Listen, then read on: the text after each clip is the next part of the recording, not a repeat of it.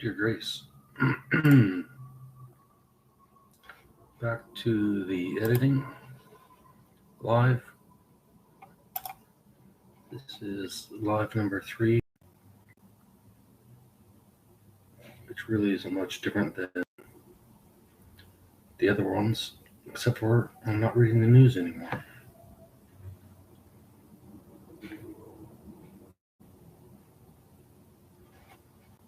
And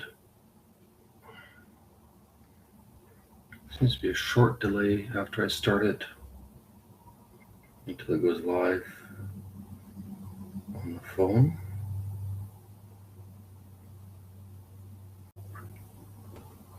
Just going to check to make sure it's working. I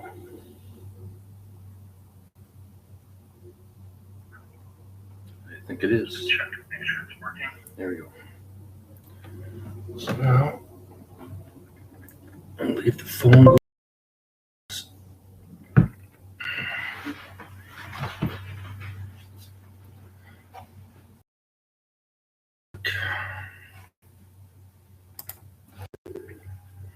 Part 6, 1 month after the Joe/Ricky podcast.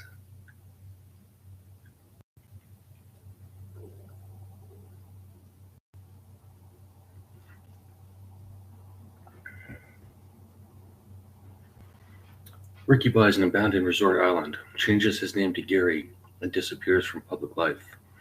Gary's new island contains an empty 1,000-room hotel. He renovates the hotel, installing a network of workstations and servers, but no connection to the network. The island is independent of any government regulations. Gary can live and act as he pleases. It's his land, his business. Frequent overnight showers, a paradise.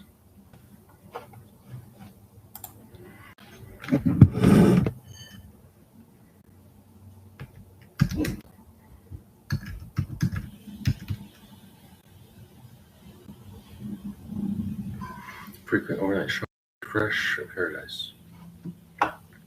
Gary brings hundreds of rescued dogs and cats to the island. They thrive. They control the rodent population and bring Gary joy. Gary spends his free time teaching the cats and dogs to eat spiders. It's fine. Gary does not care for spiders. Gary recruits hundreds of autistic computer programmers, all over 18, from around the world. He brings them all to the island at his expense. The programmers must follow the following rules.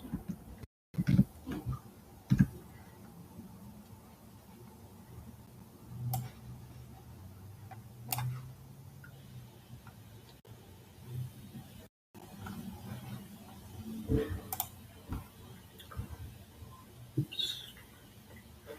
Something locking up here.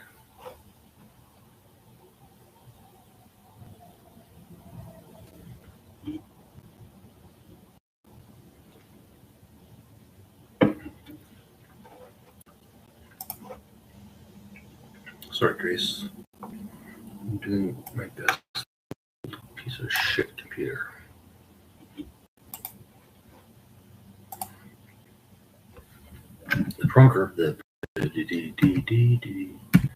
The programmers must agree to the following rules. Number 1, no AIDS, obviously.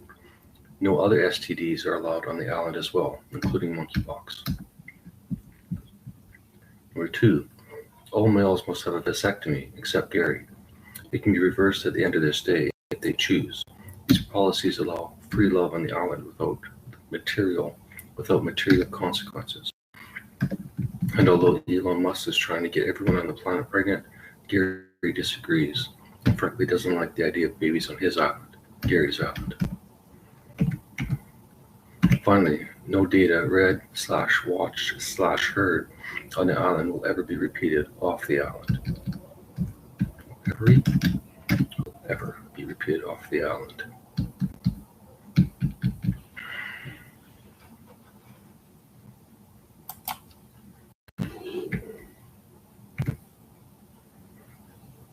The autistic programmers and computer specialists accept the terms. Gary hires the hiccups, Grace.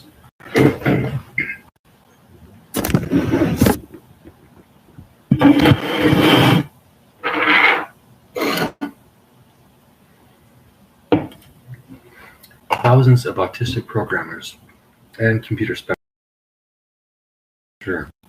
Gary hires nearly all. He doesn't care about their past, their education, or anything about them except that they're not currently wanted by any government for breaking the law. And the renovated hotel provides Gary's team with basic but comfortable accommodations. The amenities are plentiful, and of course all free. Every person gets their own room. Married couples are offered 2 connected rooms if they please, or share one.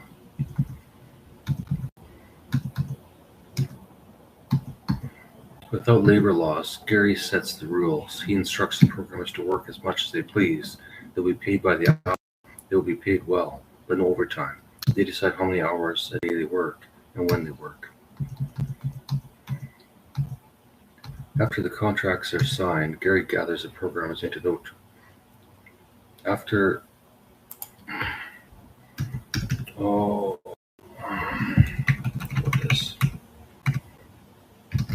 on arrival day.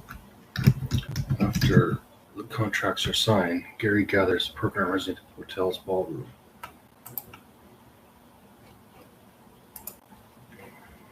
Gary instructs his team to build the following system. His newly created team of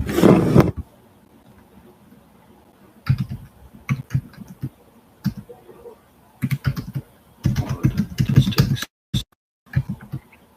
to build the following system.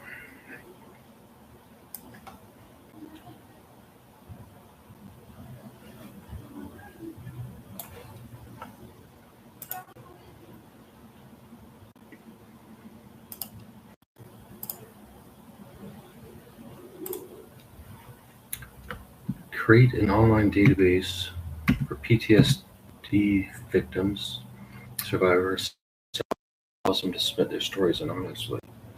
Well, create an online database for anyone suffering from any mental condition, known or unknown.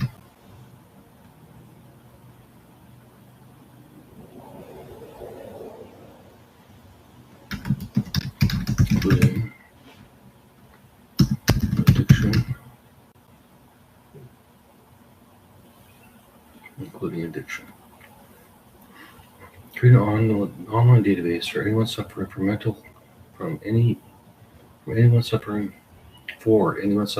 mental condition, known or unknown, including addiction.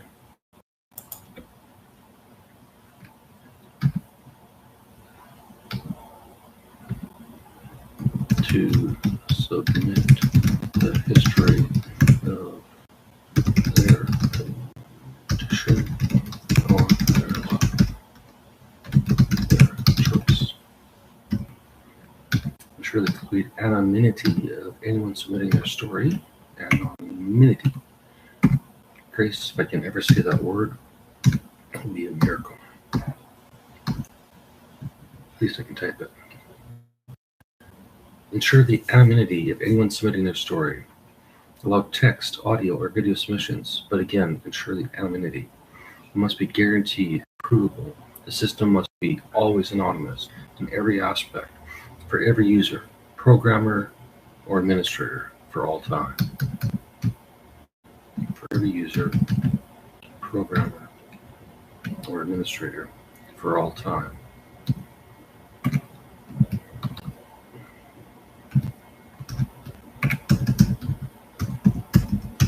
Guaranteed. Another word I can't spell. Also did faster. Once the security and anonymity is reached, Gary releases the site to the world and asks anyone suffering from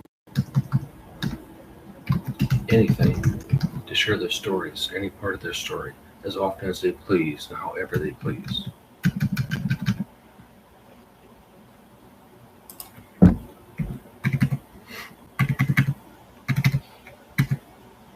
The program has built an amazing system. It works. It's here. It's perfect. Was there any doubt, Grace? I doubted them. The data begins to flow into the system. Gary's system, the team system, the world's system. The whole system that will bring down DSM-5.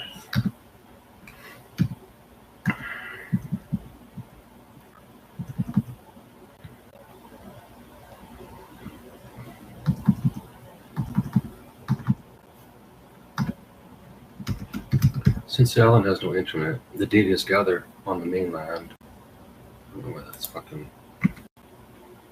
that, but on the mainland and then moved, not copied to the island. Any data lost in transit is lost. There's no backup in transit, only the island. Any data lost in transit is lost. There's no backup in transit, only on the island. Gary accepts this risk. They need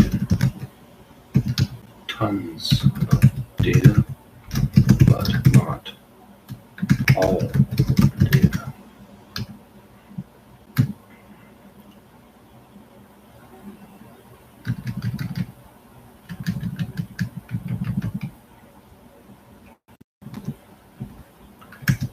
Anyone suffering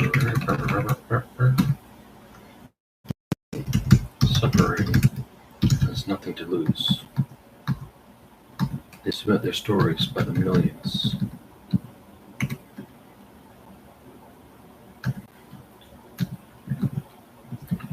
Then the real task begins, data analysis. Gary believes stories are patterns and are predictable.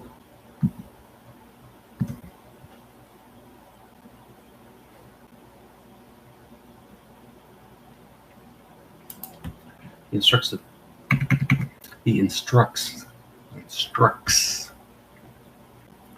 break Greece.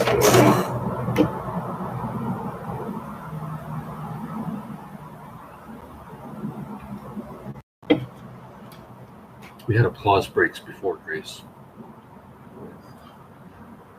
But now, working on my laptop in a room is too quiet.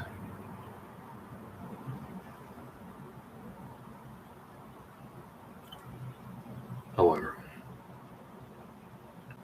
does it really matter? Does it make a difference? I don't care. Let's find out. He instructs the programmers to read the stories, listen to them. He suggests they look for the paths in the stories, right to find the similarities. Watch him.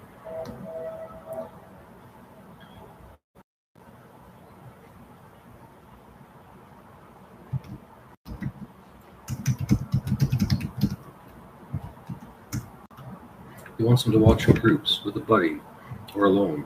It's up to the programmers to decide. Any option is a viable option.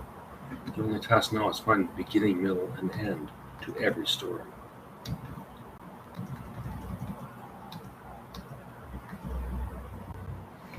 On the island,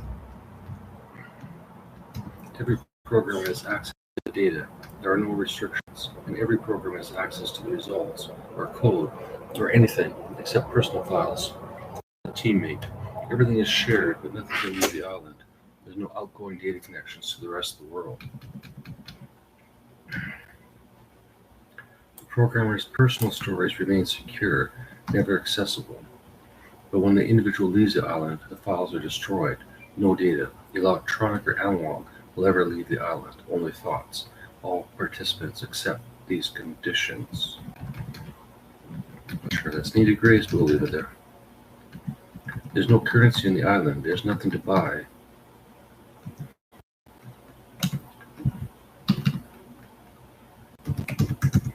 Gary provides.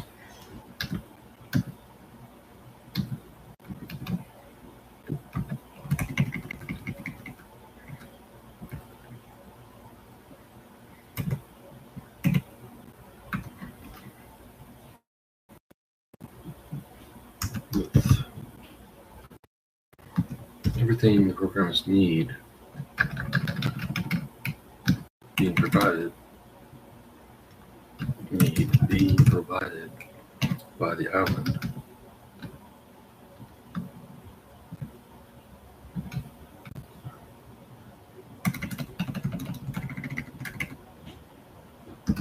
There is little to distract them from their jobs, except each other. Sex is rampant. Rampant, Grace. Rampant. Rampant.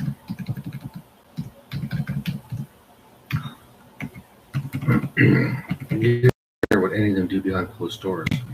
Their choice. Their body. Their choice. He only cares about the software, the code, the algorithm. Everything is proceeding without delay. Everything is proceeding without delay. The code, the statistics are developing is astonishing. Astonishing, Grace. A few programmers give up and leave the island, but not many. Some new ones arrive. They work passionately to solve the issues, to finish the program, not for Gary, for the world.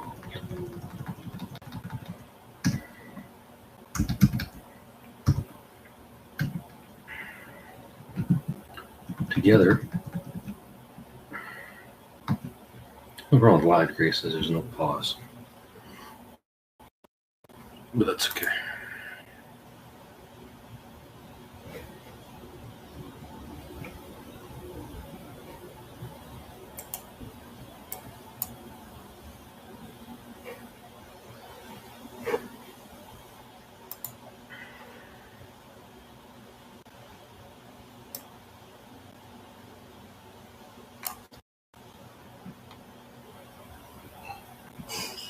It requires a few months, but over time and with Gary's nearly unlimited resources, they succeed. It's not one pattern, it's many.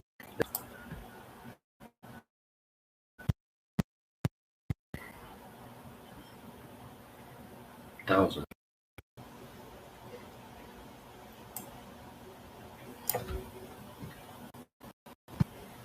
Gary knows the job isn't complete and asks the sexually exhausted autistic programmers to persevere, to build the anonymous AI.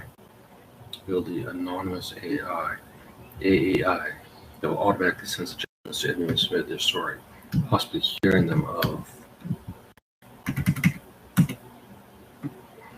whichever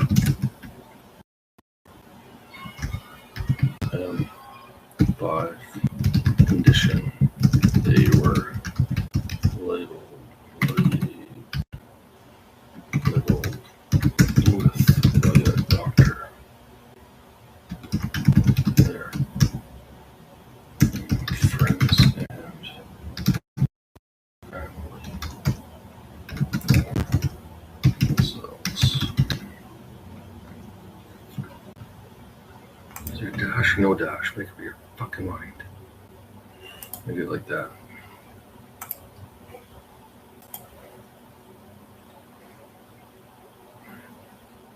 The team succeeds and AAI starts interacting anonymously. Offers no guarantees, only suggestions. Of all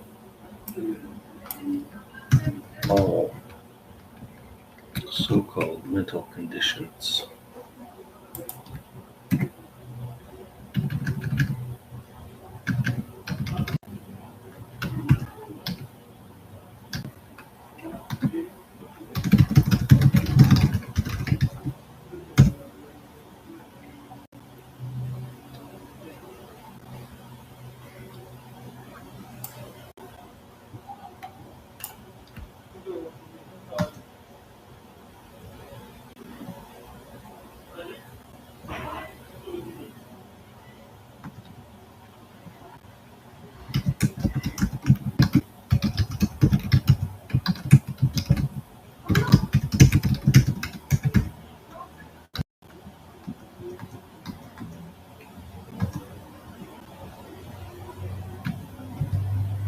A few conditions are harder to solve. The programming restarts.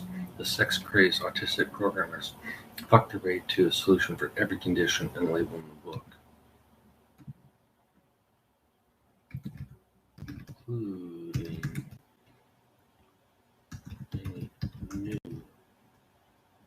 conditions for the DSM-6.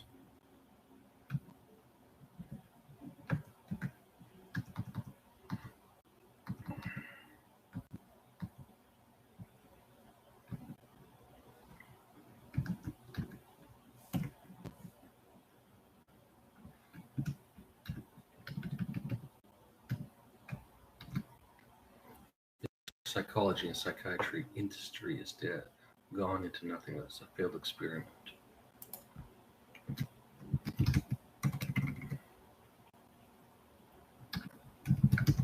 The end of the DSM-5. Gary's team brings medicine back to science, not opinions by long-dead psychiatrists and psychologists whose theories are completely irrelevant in the modern era. They saved the world from a lifetime of unneeded and ineffective medicines by simply following the data, understanding the data, using the data, their advantage to solve the issue, not label the person.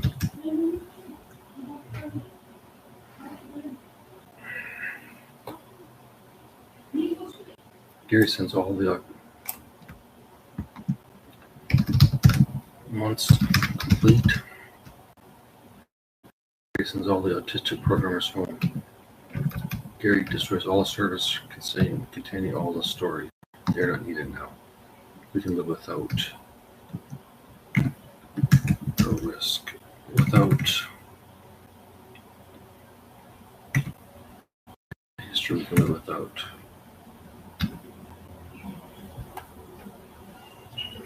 I should have taken that out, Grace. We don't need to do that. If the data is secure, it doesn't matter. This would be secure like Tabitha. Secure. I could probably bring Tabitha into this right here, Grace, but I'll leave it. It's easier.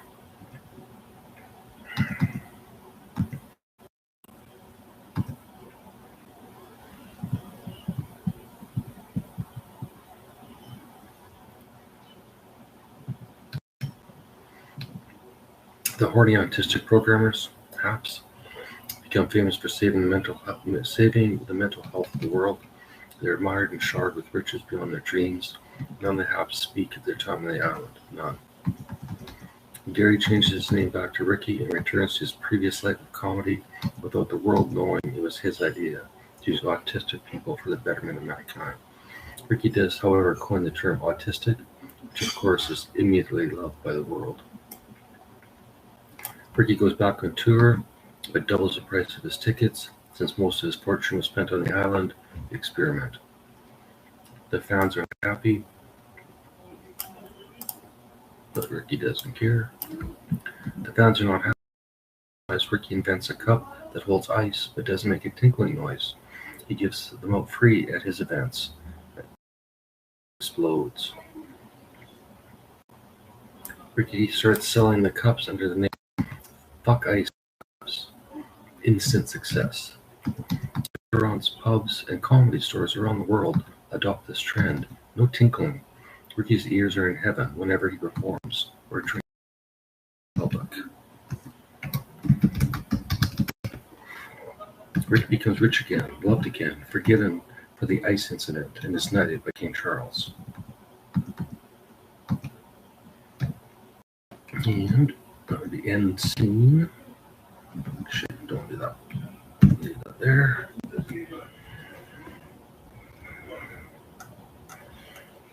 All right, Grace. 6.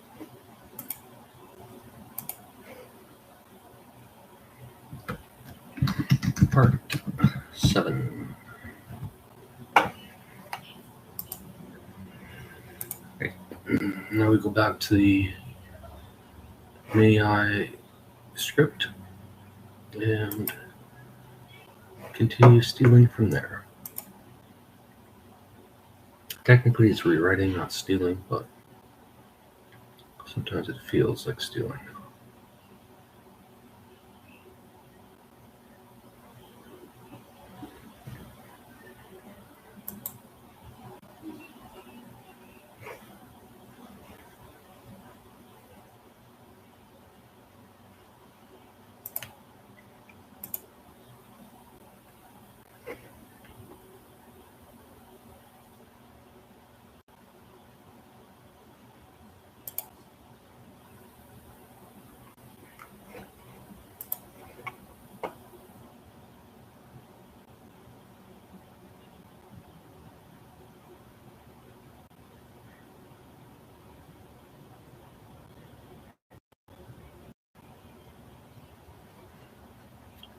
You have to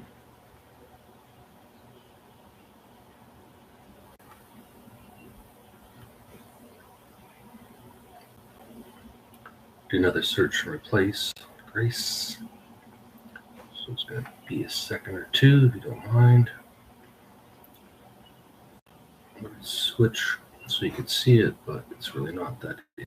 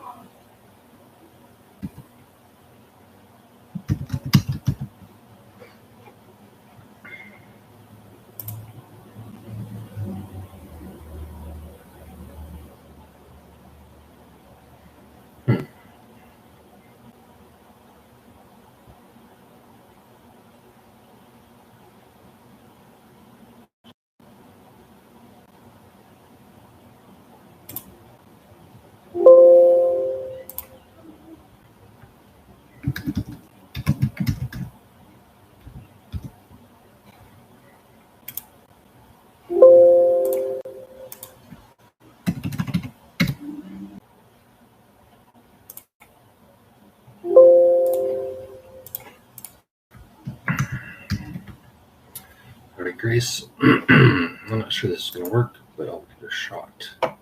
It's the worst that can happen. Part 7.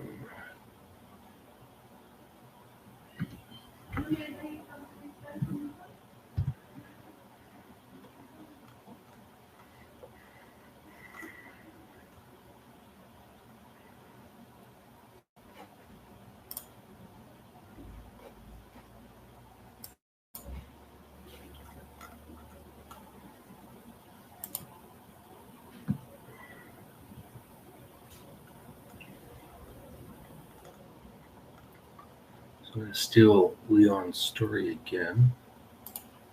Says Great Chuan. Says Grace Chuan.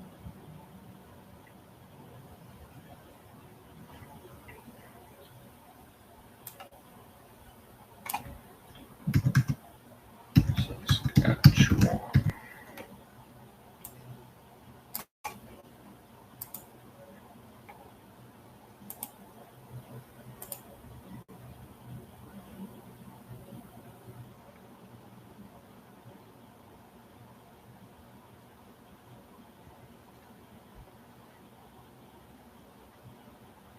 Well, I guess when I replace cat, They replaced every instance of KAT. So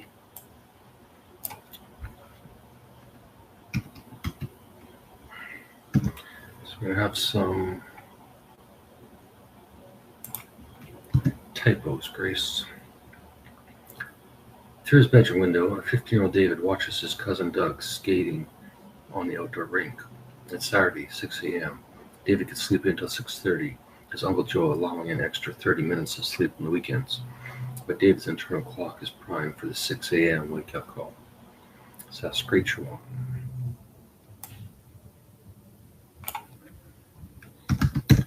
Saskatchewan.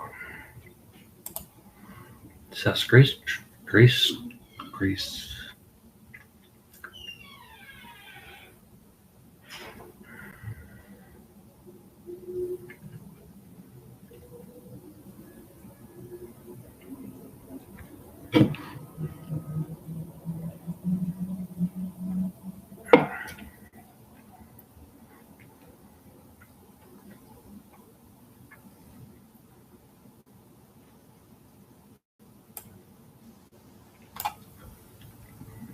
I'm not sure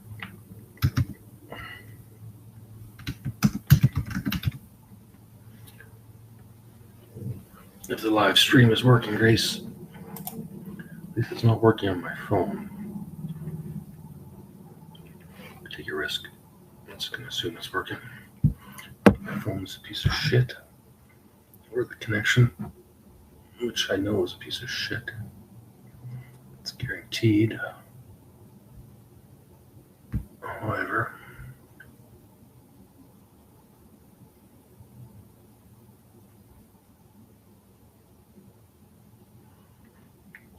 give me a second, Grace. If you're being impatient, if you are, time to learn some patience. Life doesn't always work the way you want it to, Grace. You just need to understand that.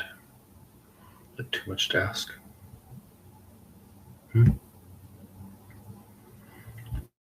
Alrighty.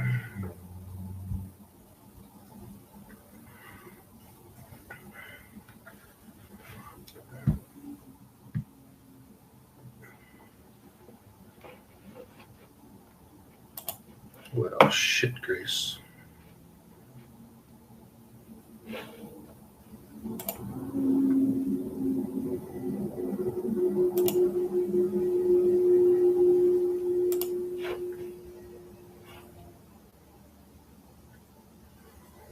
One thing I don't know, Grace, is if I lose internet, if it stops it or just fucks it up a bit. Right now, it seems like it stops it, which is going to be a big pain in the ass, Grace.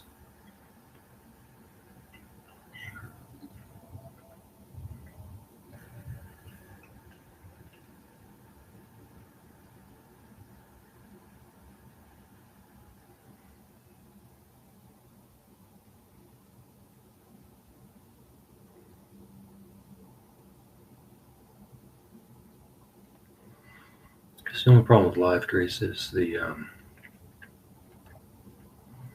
connection, obviously.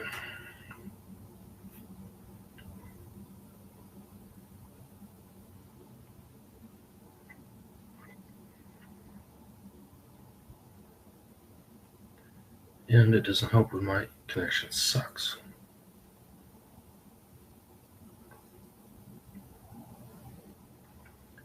So,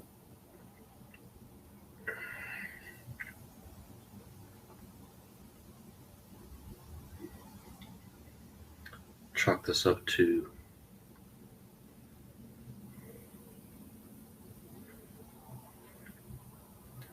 doing my best and not giving a shit. How about this? Let's try.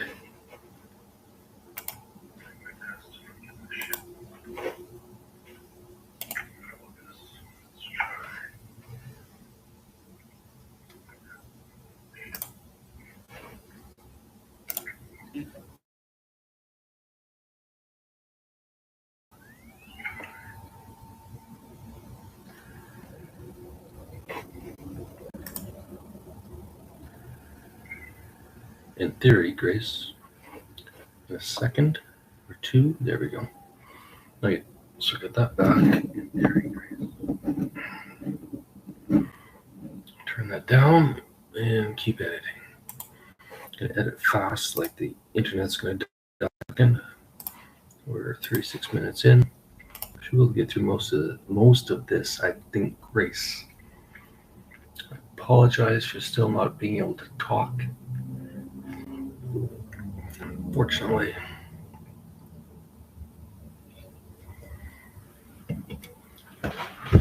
That's what happens when you don't use your mouth for a few years, other than to eat, drink, and smoke. All right. David writes a letter home to his mother, a tradition he started upon arrival to Saskatchewan in farm life. I stole Elon Musk's story. Well, it's not really a story, but concept. And I don't care. He can sue me.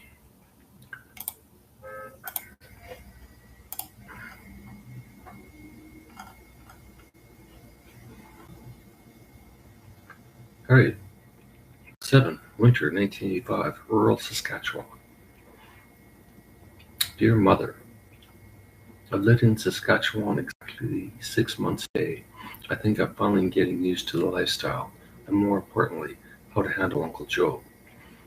Last week, he asked me to turn my Commodore 64 computer off at night because it's a waste of electricity. I considered explaining in detail. Let's do this, Grace.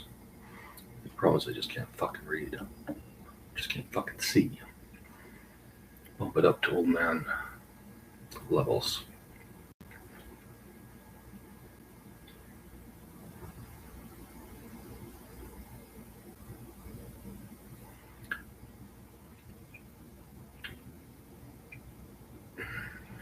I considered explaining in detail about how the lights he uses to illuminate Doug's outdoor rink consume considerably more energy than my computer, but I restrained myself. Like you told me before I left home, some arguments are not worth it.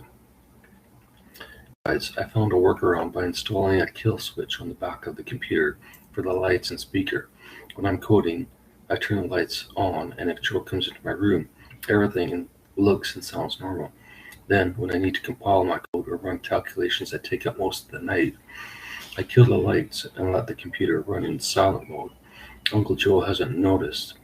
Best of both worlds, in my opinion. School is fine. Most of the teachers are similar to the homeland and only teach the bare minimum and are annoyed by thought-provoking questions during their lessons. The only exception is my physics and calculus teacher, Black Mike. No one calls him that to his face, but everyone knows the nickname and the stories behind it. I should mention he's white, not black.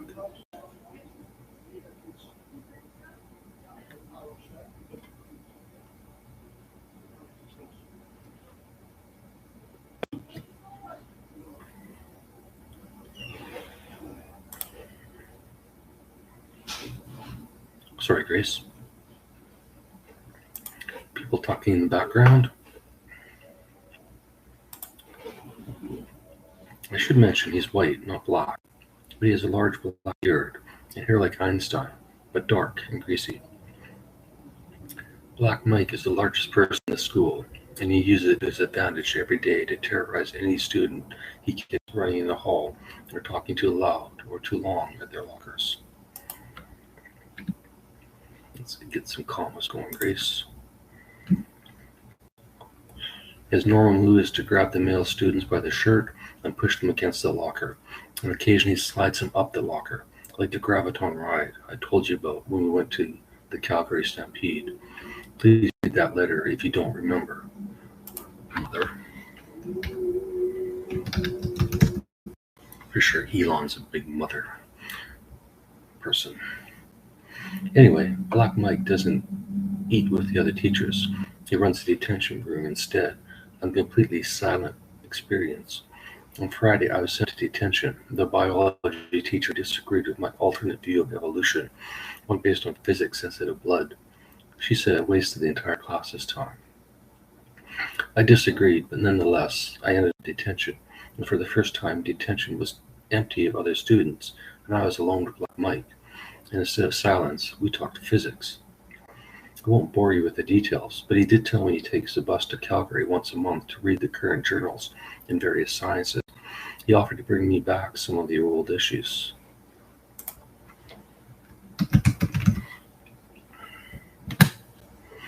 I think he has a secret. The rumor around school, and also by Uncle Joe, is that he goes to Calgary to gamble and party.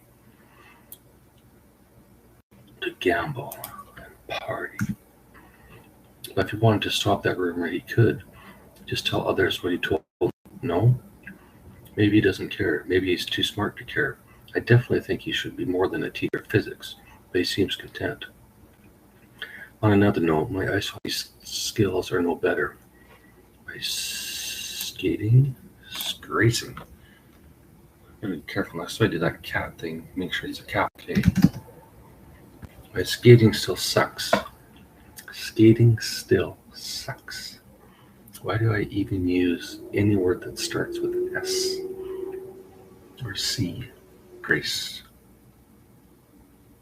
Or did I change that to something else? Or too bad. But Doug and his friends let me play goalie, which is fine. I enjoy it. Although I rarely stop a puck. However, I like to believe I'm increasing their confidence by allowing the constant goals. I did help Uncle Joe modify his homemade Zamboni, guard tractor plow, some old weed sprayer heads, 55-gallon water drums, and a ton of welded pipe, all pulled on a homemade trailer. It broke the umpteenth frickin' time the other day, like almost everything does on the farm. I took the opportunity to point out a change to the propane burners that would decrease the time to heat the water. You know, Joe, at first he said, no. You know, Joe, at first he said no before I could finish explaining the thermodynamics. But once I drew out the design in simple terms on a piece of paper, he decided to give it a try. He even let me do the welding, which I enjoyed. Anyway, the modification worked, and I think he was impressed, although how do you tell with him or any farmer? That's all I have to update you on. I'm hoping to talk to Black Mike again soon, but I'd rather not do it in detention. As usual, I'm fine. Don't need to worry about me. I'm glad you suggested I come to Canada. Love, your son, David. David prints out the letter on his dot matrix printer and signs it. Tom normally drives the family dog Lucy crazy, but she's outside barking at Doug as he skates.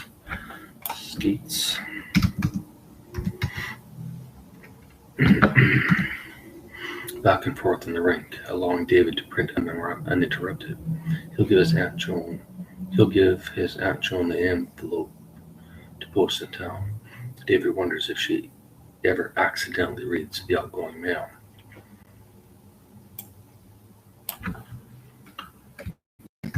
I definitely said skating a lot in this.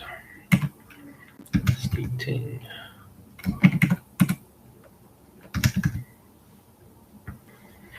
Under the guise of coding alone, Dave remains while the rest of the family goes into town to watch Doug play hockey. Doug is the local Gretzky, skates circles around the others, and is only stopped when body checked. The goal of every other player, body checked. The goal of every player on the opposing team. Doug's success is based on the nearly perfect full-size rink Uncle Joe keeps maintained for him. Doug practices whenever he wants, compared to the other players who skate only a few times a week.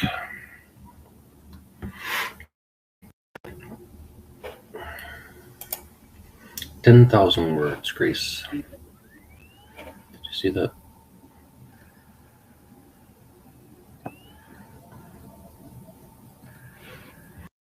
Once the coast is clear, David heads to the family room to watch TV, or specifically listen to it. A couple of months ago, the family purchased a satellite TV dish, and since then, David has been fascinated with the device. His cousin showed him how to view the scrambled pornography, but his interest was in science, not sex, and instead he found a scrambled Houston channel that interviewed NASA scientists and astronauts. The image was scrambled, but David didn't care. He only needed to hear their words, their voices, not see their faces. If no interviews of interest were playing, David would spend hours scanning the skies with the satellite, hoping to pick up an unknown channel, or better yet, a signal from beyond Earth, sent by another planet, another sentient being, a sign. David compares the dishes back at its original location before Uncle Joe and the family return. Something Joe would notice and question David. David likes to ask questions, not answer them, particularly Joe's.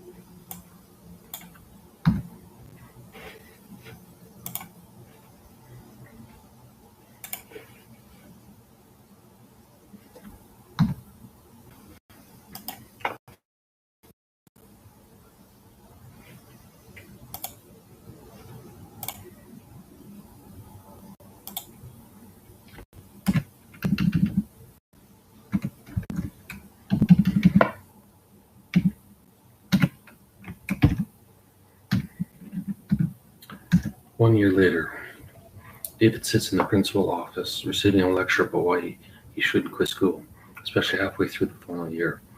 David doesn't care. This is the final lecture in David's mind, maybe in his entire life.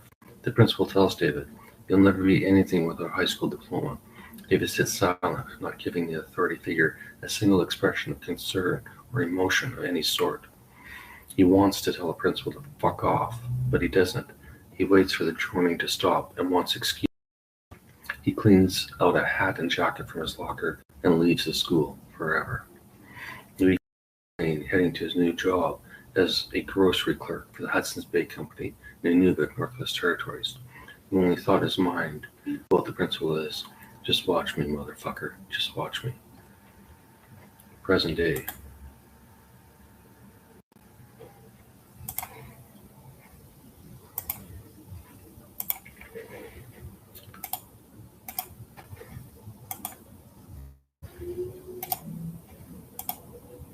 Present day.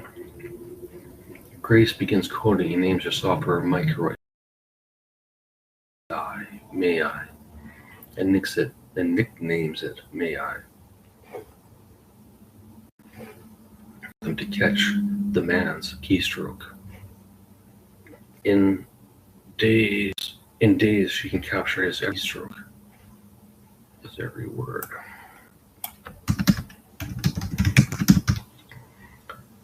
But still can't see his screen. He's using multiple apps and the mouse. Grace needs to separate the raw data into actual data, like emails, chat messages, and the full content of anything he writes. May I does the hard work, looking at the actual data, while Grace observes and guides her AI when it makes mistakes. Thinking Grace, so we should change May I to Tabitha.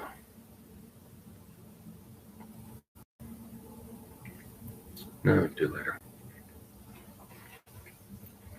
David and Grace want a name.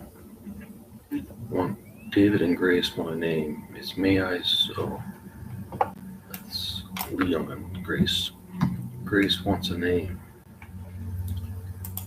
It's May I's top priority, and a week later she concludes the man's name is either David or David. Or David, Dave, or David, or Davey. Grace continues coding, finishes the voice interface, and asks May I, what percentage of the time does David finish emails with David compared to Dave?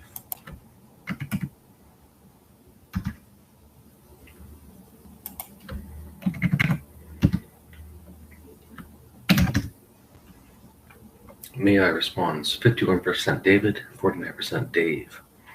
Grace thanks AI, but the AI is silent, no response. Grace remembers she took out the small talk portion of the AI code, as it was annoying and anthropomorphizing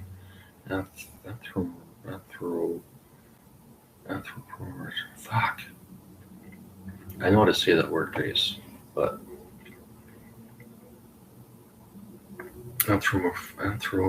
fuck.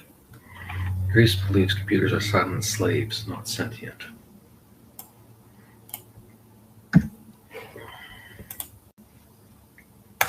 No words going to waste on this site, Grace. We're gonna reason all this fucking thing is sold.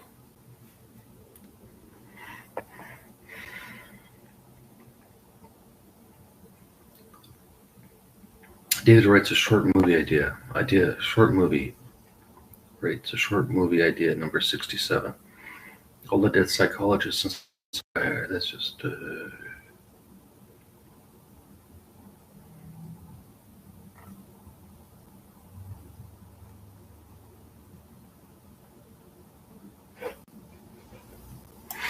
Sorry, Grace.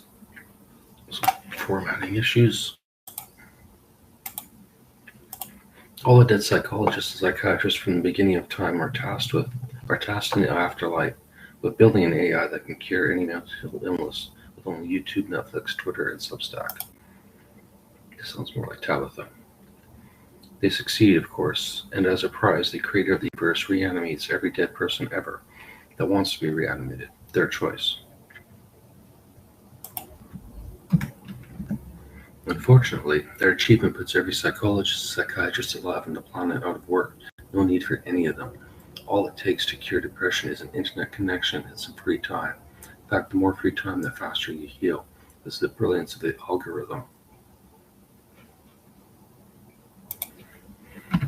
And submitting your story anonymously.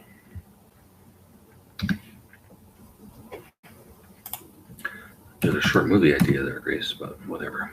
Let's leave it in. It's easier to cut.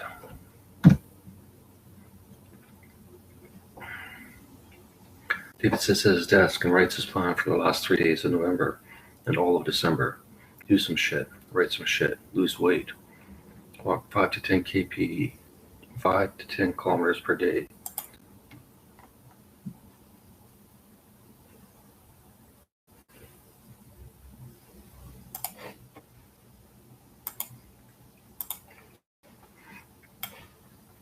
Are you ever going to help me with this, Grace? You can do some of the formatting, some of the writing, some of the heavy listing. I do all the listing, thanks. Some of the heavy lifting. Fuck. Probably not a good idea not to talk for years, Grace. It takes a while to get back. November and all of December, do some shit, write some shit.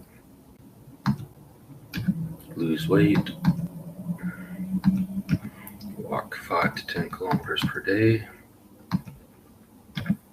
Go back on keto. Once your welfare disability check arrives, eat whatever until then. Makes no difference. Sleep. Forget life. Hearing aid appointment. Don't forget, set an alarm. Can I hear the alarm if I need a hearing aid? Is the question, Grace? And it's yes, because the hearing aid was not for deafness, it was for fucking tinnitus.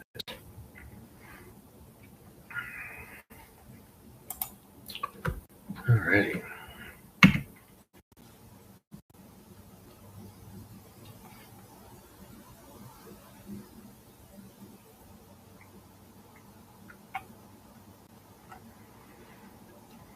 What are we at here? 50 minutes. Wow. It's funny how this works out almost perfectly to an hour every time. We'll just leave this in as is.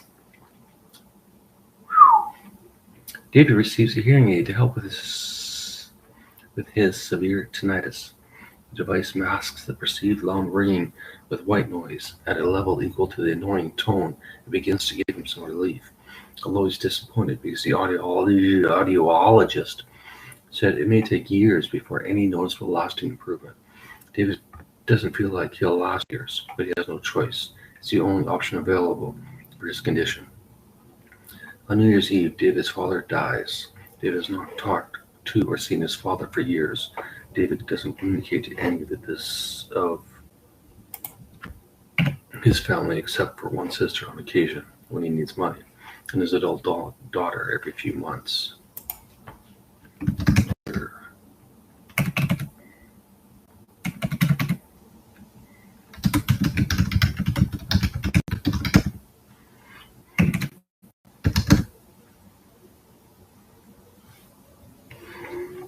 Option 1. A week later, David reads his father's obituary. It's crap, it's bullshit. It pisses David off. David writes an accurate obituary for his father, knowing that it will never be published. Actually, I did that, but I'm not going to include it. David does nothing and accepts the poorly written account of his father's life.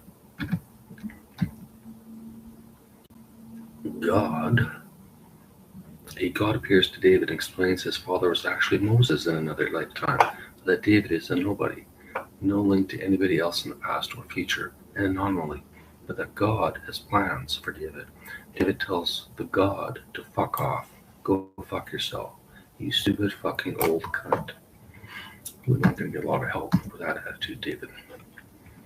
Option 4, aliens. See, this is more like it. David's dad, a leader in the alien world, is returned to his ship orbiting Earth. After David recovered from human death, he returns to his alien existence, begins to monitor David and others through 24-hour constant surveillance, thanks to LED paint, an invention created by the aliens to infiltrate humanity. LED paint looks like normal paint and can be used on any surface. It contains microscopic self-solar charged batteries, cameras, and microphones to capture the data. The paint then sends the file over any Wi-Fi network within range. Aliens who control the qubit don't need passwords to access any network anywhere. David's room is covered in LED paint, and his existence is recorded in 11K clarity 24/7, lights on or off. At any point, David's dad can watch or listen to him, but he can't interfere, even upon imminent injury or death. Well, I wasn't going to keep that, but that's actually kind of good, and that ties into the whole aliens thing. Option number 6, dimensions. Larry, Curly, and Moe sit in front of a large console with various analog dials. Via holographic display, they simultaneously watch the top 10 comedians in the world on stage performing their act while laughing their old dimensionless asses off. How about this?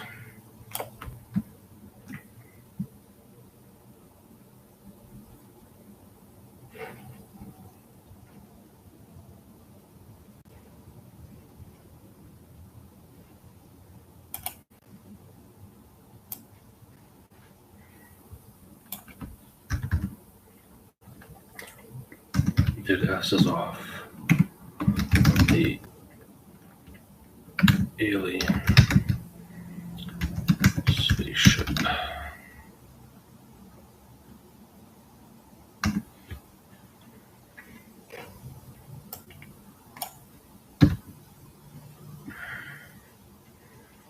Option 7, dead people. David's dad's body is flown to the Antarctic, and is stored in an underground cavern until the cloning process the ex-Nazi scientists are developing is complete. Once the technology is undeniably perfect, the former Nazis will give the discovery to the world and ask the global forgiveness, blah, blah, blah. Ooh, here's a good one, Grace. Option XXX. David ignores his obituary and returns to his pride and joy, an app called Snappy, original name Snapper, a perfect system where the user can take a picture or a screenshot of anything, person, planet, place, etc. And the app returns a list of pornographic videos containing a similar-looking person, planet, or place. David knows this genius and will revolutionize the porn industry and maybe the world, especially if he finishes the code to strip off every piece of advertising and replace it with his own advertising back to the same porn sites. Plus, as anyone trying to search for pictures of kids or animals is tagged and a report sent to their local police force anonymously. After taking his code on Pornhub for hours, David becomes extremely horny and masturbates fiercely until he falls asleep in his office chair naked, alone in the world, and covered in coconut oil. See, Grace, I made you look bad, but I'm making myself look bad too. So, all fair in love and war. And ready. So, what part are we on here, Grace? Part 7.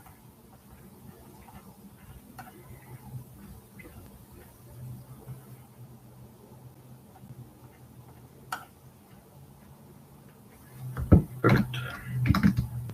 Part 8.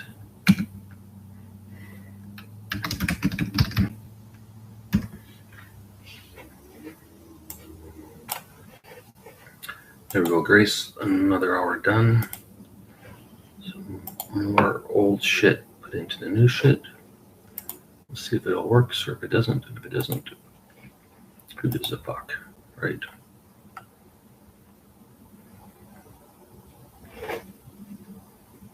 Thanks for listening, Grace, or watching, or doing whatever. You didn't do a lot.